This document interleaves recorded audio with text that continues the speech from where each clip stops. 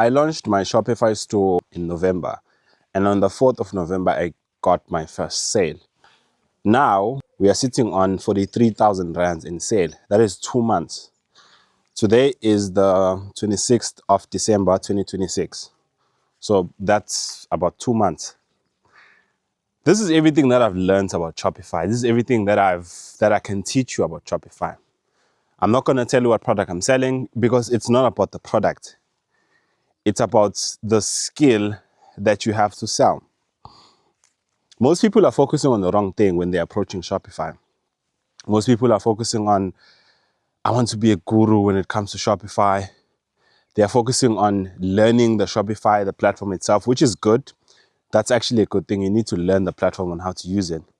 But what you should be focusing on, and this is the most important thing, is marketing. Because without marketing, you essentially don't have a business. Without marketing, you don't have sales, you don't make sales. That's what you should be focusing on instead of focusing on Shopify and being glorified for Shopify. I come from a background of not selling on Shopify. This is literally my first store. I've never sold on Shopify. I think me and a group of friends, we tried selling and it just didn't work because we didn't understand what needs to be done. And I know now it looks like it's a copy and paste method where you open a Shopify store, then you run ads, and then you make sales. I can tell you now that paid ads have not worked for my Shopify store. Organic reach is what worked for my Shopify store. We have TikTok, Facebook, and Instagram, which have been opened by me personally. TikTok, we're sitting on around 50,000 followers. IG, we're sitting on around close to 2,000 followers, which is very essential actually. If you're going to have a brand, especially if you're going to try and build a brand, you're not trying to build something which is just it's just something that you're just doing as a side hustle. If you're trying to build a brand, and I think that's what you should be focusing on, instead of just trying to sell the next product, trying to find the next winning product, what you should be focusing on is trying to build a brand out of that product that you have found. And IG is very important. Like a brand that has IG is taken more seriously than a brand that doesn't have IG. A brand that has social presence is taken more seriously than a brand that doesn't have social presence. So things that I've learned from running my own Shopify store, because I come from a background of marketing, I come from a background of selling. Selling is very important. Marketing is very important. You need to know how to market your brand. You need to know how to make sure that your brand is seen, and your brand is seen in the right place as well. Not just being seen. Being seen is one thing, but being seen in the right place is also very essential. The brand was launched about 4 months ago. We opened our Shopify store about 2 months ago. We're sitting on 40,000 rands in sales in the past 2 months, but we've been selling on WhatsApp, which was not actually a bad move. I always considered that as a bad move, selling on WhatsApp, but it works. On WhatsApp, we're sitting on about 1,000 views on our WhatsApp statuses. We have a lot of people sending us WhatsApp messages and they want to buy our product. I always thought that will devalue the brand in a sense, but it's literally keeping us afloat because we're getting a lot of sales. But we are trying obviously to turn those sales also into people that can be independent, customers that can be independent, customers that can shop on their own, customers that can go on the shop on our website, they shop without us intervening in any way. We just need to receive the order on the website and we just send out the order itself. So I know I'm rambling, probably some of this stuff doesn't make sense, but marketing, very important. Like you literally don't have a business if you don't know how to market your business. You don't have a business. If you don't have a sales funnel, you don't have a business. If you don't have a marketing strategy, you don't have a business. So instead of trying to find the next winning product, just marketing, because with marketing, you can literally market any product. That's the thing. With marketing, you can market any product. This is like a soccer player. A soccer player can play at any team because they know how to play the game. So they can play with any team. They can play under any certain conditions because they know how to play the game. So that would be my take in terms of Shopify. This is my first Shopify store. And I'm planning to take the Shopify store to 1 million. I'm putting this on record. I'm planning to take the Shopify store to 1 million. And I can do that easily because I've seen how to move. And I know how to move in 2026. I know exactly what to do. I know how to market. I know how to push content. Push that organic content. Don't only rely on paid ads. People don't trust paid ads anymore. Like if I'm seeing an ad of just a brand that I don't know, I'm literally just going to buy that on Takealot. I'm going to screenshot that, buy it on Takealot, buy it on Shein. Remember, on Shopify, you're competing with so many e-commerce brands which are more trusted than you. So I can just screenshot that, go on Shein, go on Amazon. Amazon just landed in South Africa. I can literally go anywhere. So what are you putting out there that is compelling for me to spend my money in your brand? What is so compelling for me to spend my money in your brand? So as if you're running a small business, I don't want to call you a small business owner because you're not small. That's one thing I can tell you. You're not small. Your business is small, not you. You are not small. Your ideas are big. Everything about you is big, but you're not small. That's one thing I'm trying to change my lingo in 2026. You are not a small business owner. You are running a small business.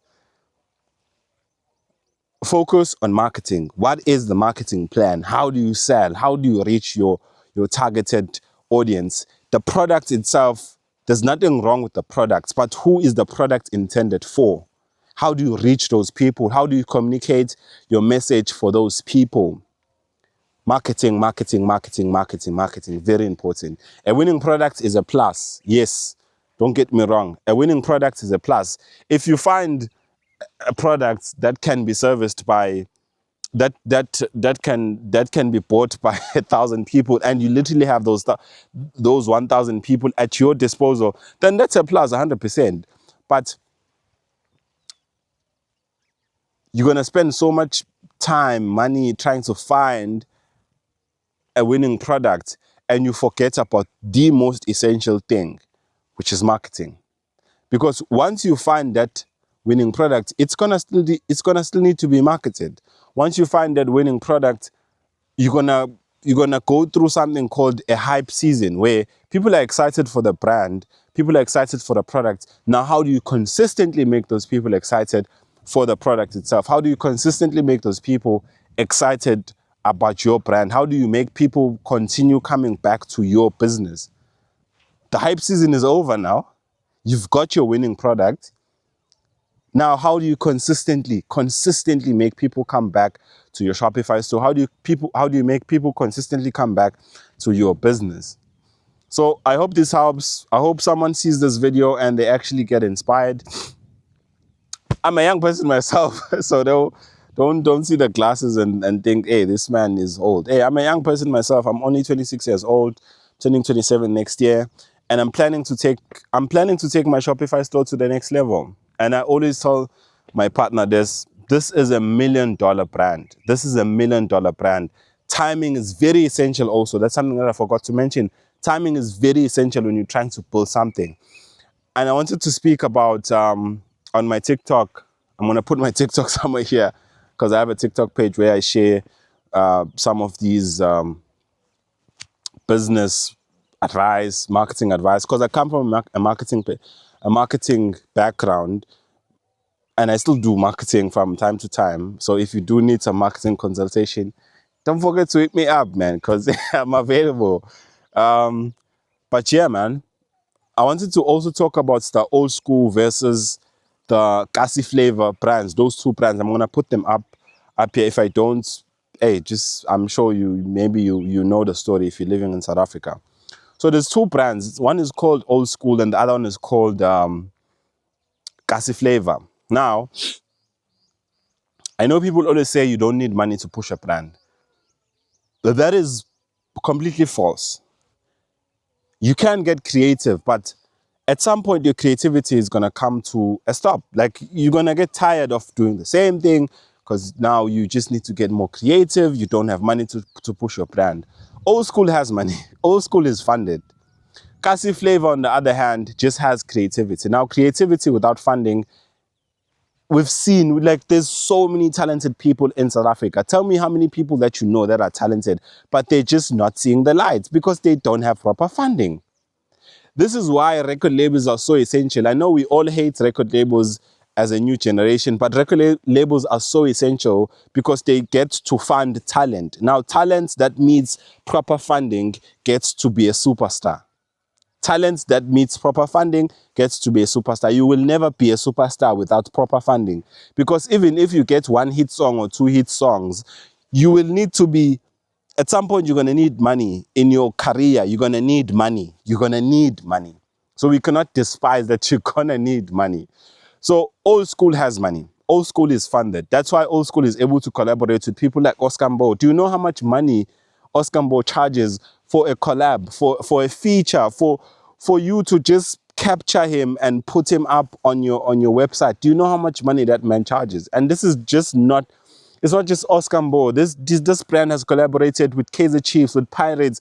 They've collaborated officially with Bafana Bafana as well. Do you know how much money that cost? And it's not even marketing. It's not about marketing. It's just about brand visibility. It's not about getting sales. No, it's about just brand visibility. Now, a small business cannot afford brand visibility. A small brand wants sales now. If I spend 5,000 with you now, I want you to give me at least half of the money, or at least 100% of the money. I cannot afford brand visibility. Brand visibility is expensive. I cannot afford brand visibility. So I think that's what happened with Kasi Flavor. Kasi Flavor has been this creative brand, just focusing on just being creative. Old school came through. They were previously focusing on just rugby. Like they were known for rugby, like creating merchandise for rugby. But now they saw an opportunity with soccer. Soccer obviously has a wider audience, a bigger audience. Yeah, bro? So now they got rugby, they got soccer. Obviously, they're just going to turn into like mega, into a mega brand, a bigger brand than Kasi Flavor. So that's what happened with Kasi Flavor. Kasi Flavor was lacking the essential funding which was needed for a brand to survive. Creativity alone dies without proper funding. Creativity alone dies without proper funding. Even if they tried, man, like you need this, there's so much money you need to push a brand, and you don't do that once. That's the thing. You don't do it once. You do it twice, thrice, quadruple that. Like, you need to do it consistently. You're spending 5,000 consistently on just pushing. And it's not even about sales. It's about appearance. It's about just being seen. It's about brand awareness. It's not about sales. Sales is the last thing. Jay, it's there, but it's just about being seen, being on people's eyes. I'm going to share a little secret, which I'm not supposed to be sharing, but I'm probably not going to mention the name. So I'm actually working with an artist. Like, you guys probably know this artist. Like, if you know, you know. Like, you guys probably know this artist. So I'm working with an artist, or someone who's in the public eye. They were previously known for something else, and I'm trying to groom them into a DJ. They already have the audience. They've captured the audience. This is something which is very important. Now, the problem with their audience is that it's coming from the bottom, or the brand is coming from the bottom. What you want for a brand is for the brand to come from the top. So what do I mean by a brand coming from the top? The brand doesn't beg. That's what I mean. Now, if a brand still begs, you need to put a lot of money as the brand that begs to come to a position where you are coming from the top. Now, that needs money. So my artist needs to do appearances. There's so much money which was spent on appearances. We did one show. That show, the artist wasn't playing, they were not performing, they were not doing anything. They were just appearing. Very important to do appearances. As an artist, as a business, as anything, you need to appear. People need to remember your name. So to appear alone, let's look at the outfit. Outfits, I think we spent about $2,000 on an outfit. transportation, because I wanted them to travel in a V-class. I wanted them to travel lavish. I wanted people to feel the presence of my artist. V-class. How much was a V-class? 3,000 rand? 3,000 rands for a V-class. Tickets to get to the show, because I tried communicating to everyone that I knew that, guys, I got this big artist. Hey, I got this big person that is coming. Hey, guys, can you please connect me? Everyone that I know just was like, hey, dog, hey, I don't know. I got nothing. So I had to pay for the tickets. I had to pay for not just VIP. Like, VIP is nothing. I had to pay for artist tickets. Those are tickets that no one gets. If you're going to an event, those are tickets that no one gets. Those are reserved for artists only. So I had to pay for those. I had to pay for four, I think, because it was myself, my artist, their partner, and a photographer, because we need to capture the moment. So 4 tickets were around 3,000 rands. So now, in total, how much did I pay? I paid about 8 grand. So, and that was just once, guys. That was just one. We got enough content from the event. We just post. And why are we doing this? We're doing this in hopes that my artist being seen at these spaces, hey, people are gonna like. And that's what's literally happening. But now it's still coming from the bottom. We're still getting the congratulations. We're still getting the fire emojis. We're still getting, but I'm seeing, hey, guys, where's the brands? Because those are the people that we're actually targeting. Where's the brands? Because those are people that we're actually targeting. Now I had to do this again. Doing it again, we had to hire a BMW. BMW was 2.5. We needed an outfit. We needed to get to the venue. That whole thing was probably like 5 grand.